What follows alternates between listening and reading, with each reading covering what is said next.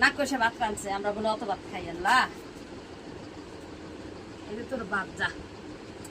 বোনের বাড়ি রান্না করছে করলা ভাজি, ধনেপাতা ভর্তা, আর হয়েছে ইলিশ মাছের পাতলা ঝোল। ইলিশ মাছের পাতলা ঝোল কে কে খাইছেন সবাই জানাবেন, সেই মজা। আর হয়েছে বোনের জালে গরু মাংস পাক করে দিয়ে গেছে। এটি হলো আইটেম। আসলে আমার হলো সময় নাই, আমি এখন এসে আমি চলে যাচ্ছি। তবে অবশ্যই চলে যাবো এখন।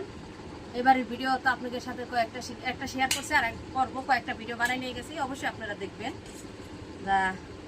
সময়ের অভাব, কি আর করার। এই আগে ইলিশ মাছের পাতলা ঝোল খাই, ওগুলো খাম না, পরে খাম নি, খাই দেখি কেমন হয়েছে।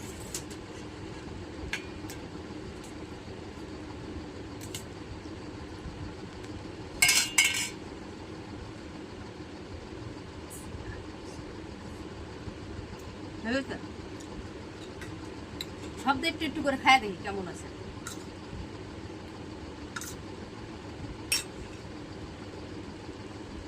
এটা হলো করলা ভাজি।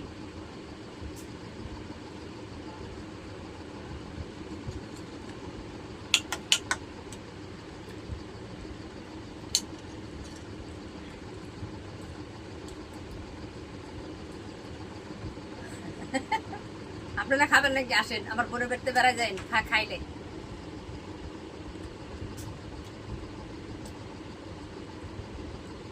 আসলে আমি খাই এতটুকু, এখন খাইলাম আর 10টা বাজে খাইলে খাবো, না খাইলে নাই।